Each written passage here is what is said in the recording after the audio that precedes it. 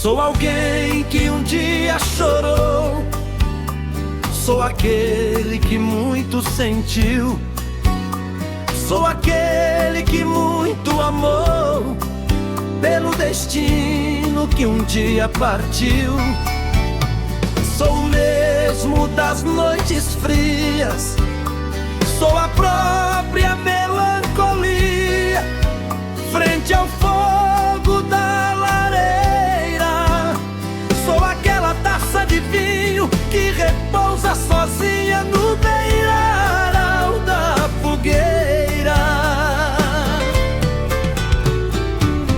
Também sou a fumaça que na mão junto à taça trazia cheiro e sabor aos pensamentos silentes, onde as névoas da mente padeciam de amor. Não sou o lamento de quem se perdeu,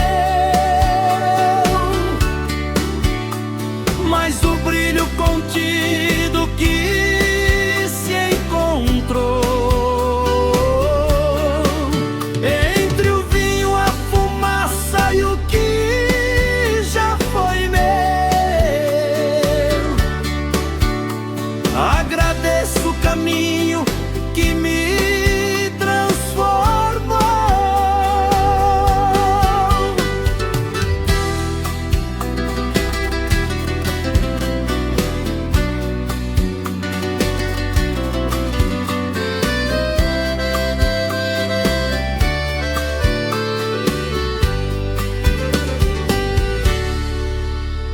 Sou aquele que não lamenta, mas que enfim agradece.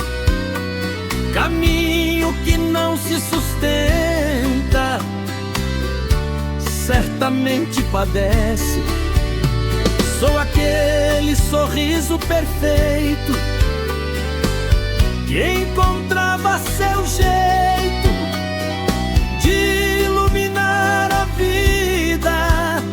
Sou aquela alma complexa de amores repleta que brilhava contida. Sou ilusão que ilude na esperança da virtude de ser medido a contento. Sou a clareza dos olhares frente aos muitos pesares que se perderam ao vento. Não sou o lamento de quem se perdeu, mas o brilho contido que se encontrou entre o vinho, a fumaça e o que já foi meu. Agradeço o caminho que me